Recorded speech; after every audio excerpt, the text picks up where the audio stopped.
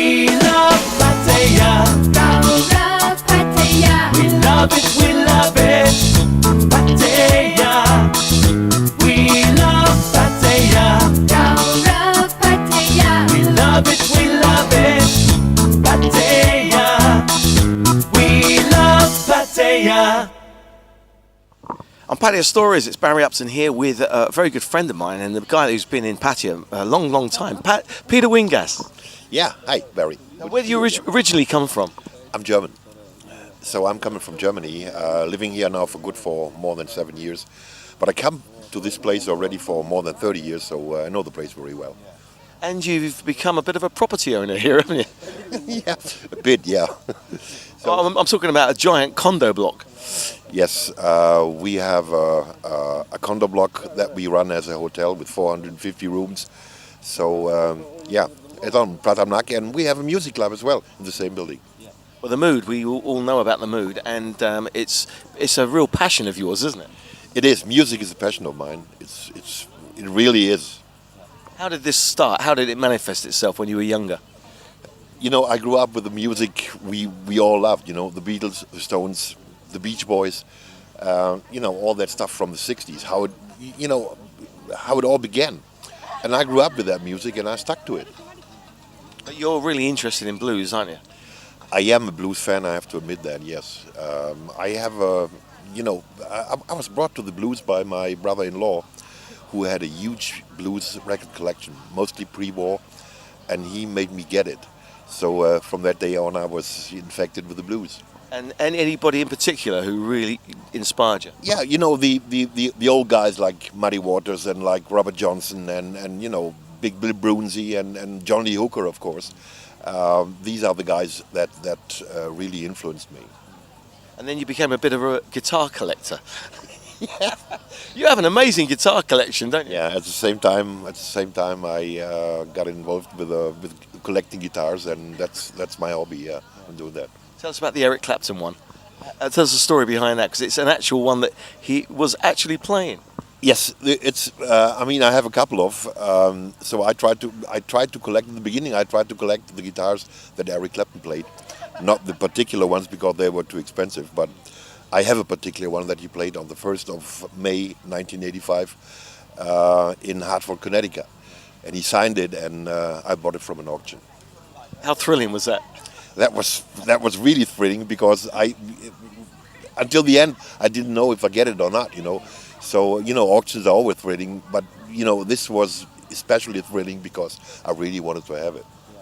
Now, obviously, you've seen Eric Clapton live. What about some of these other bluesers? You know, do you ever go and see them? No, not really. I've seen Eric Clapton, of course, I've seen many times. I've seen Peter Green recently in 2004 and in 2010, I think it was, but not during his time with the Blues Breakers or with Fleetwood Mac, of course.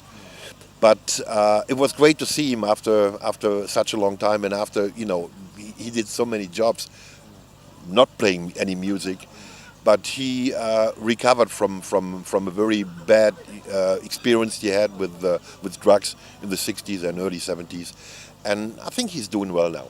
He was an interesting guy, wasn't he? Because he gave up all his royalties. He didn't want to have anything to do with the music business. He even grew his fingernails long so he couldn't play the guitar. Yes, right. Yeah, right. And how crazy is that? You know, and there's one thing about his famous Les Paul. He had one of these famous Les Pauls, and he gave it to Gary Moore. Just like that. He didn't sell it. He just gave it to Gary Moore, and Gary Moore played on it for a long, long time. And he refused all his royalties, and he even worked as an undertaker. I mean, this is unbelievable. You know, I mean, but he's a great guy. Yeah. That just shows you what drugs can do to you, doesn't it? Yes, and he had, and I have to say, it was in Germany. It was in Munich that they gave him, and the other one, Danny Kirwan, who still did not recover from that trip. Some very bad drugs, and that's how the story was. What would you say is your favourite record of all time? You mean single or LP? Anything. That's hard to say. I mean, there are a lot of good records. I mean, I remember the White Album of the Beatles, which is one of my favorites. And me. Yeah, I love the diversity of the stuff on that.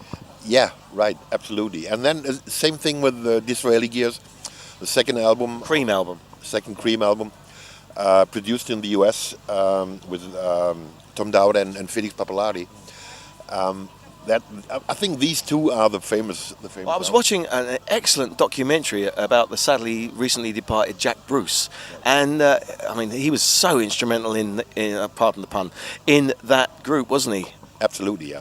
I mean, there are many people who said that Jack Bruce and Ginger Baker kicked Eric to the limit because he played licks and he played stuff he never played before, and he never played ever since. Well, I never realised until that documentary, and I don't know why I didn't realise, is that Eric Clapton didn't write a lot of that stuff. No, Jack Bruce and Pete Brown were the main writers. Yeah, right, yeah.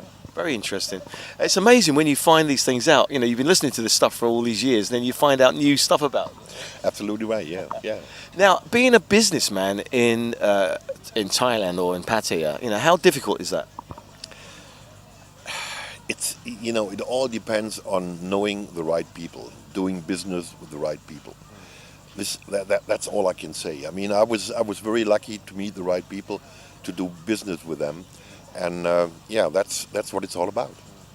And you're a member, or you're actually, I see pictures of you with a sash on sometimes. It's you like your food, don't you? Yeah, I like food. I'm a member of the Chain de Rotisserie, which is the oldest gourmet group in the world, founded in 1248. And we have a chapter in Bangkok, we have a chapter in Pattaya, and I'm the chancellor of the Chain de Rotisserie in Pattaya. So you have real fine dining a lot. Yes, we do. Yeah. The next dinner will be right here at the Santara Grand at Rufino Restaurant on the rooftop of this building. Yeah. What would you say is the most memorable meal you've ever had? There are quite a few, but Or is it the fact that you know when you have a bit of drink with them, you can't remember them anyway? yeah, that's true. But I tell you what, I've been on a chain dinner last Tuesday at the Peninsula, and that was one of the best I ever had. I have to say that. It's in Bangkok, is it? In Bangkok, yeah. Peninsula Hotel in Bangkok. Great location, a great setting, and the meal was just fabulous. The wines pairing that menu were excellent, and you know, this is what it's all about. Yeah. It's fine dining, and you must be a bit of a wine connoisseur then. I don't know much about wine. You know, we have our specialists in the chain that have the knowledge about wine. So this is one very essential thing, to pair the wine with the food. And yeah, we try to do that, and then that's what the result is, a perfect dinner. Well, is it a fantastic interest that you've got in it, or I mean, some people might say it's just a bit of a snob value, really. No, I tell you what. You know, my first encounter with the Chain de Rotisserie was in 1972. I was a student, and a couple of friends and me, we went to Munich in a car. We didn't have any money, and we were standing in front of a restaurant which is called the Schwarzwälder. We didn't know that it is a very famous restaurant, but we saw a sign at the door saying Chain de Rotisserie. While we were standing there and studying the menu and realizing that we could afford it, a waiter came outside and said, "Please come in." And we said, "We cannot, I'm sorry, because it's too expensive. You know, we are students." He said, "Don't worry, come in and have lunch with us. Don't worry about the money. You are our guests." And still, this is now more than 40 years ago. Still, this is something really amazing. So that was my first encounter with the chain. Tickled your taste buds. Absolutely. It was that was fabulous. I mean, you know, for a young guy, 21, 22 years old, that to have that kind of experience and to meet people like that who invite you to share their passion, that was just great. And nowadays, can you still enjoy a hamburger? I still can, of course, yeah. I do, absolutely, yeah. It's, you know, you cannot have high-end food all the time. It's absolutely impossible. And I really enjoy, yeah, hamburgers or whatever, you know, or a sausage or whatever. It's not always that kind of food, you know. And finally, you've established a very, very good music venue up in Pattaya there and in the Mood. And what do you see the future for it? To be honest, I'm standing at the crossroads now. Oh, that's another cream one, isn't it? That's another cream one, yeah, Robert Johnson number. Yeah, because I have to decide. The place is open now for 1 week and for 1 year, and I have to decide now to change something.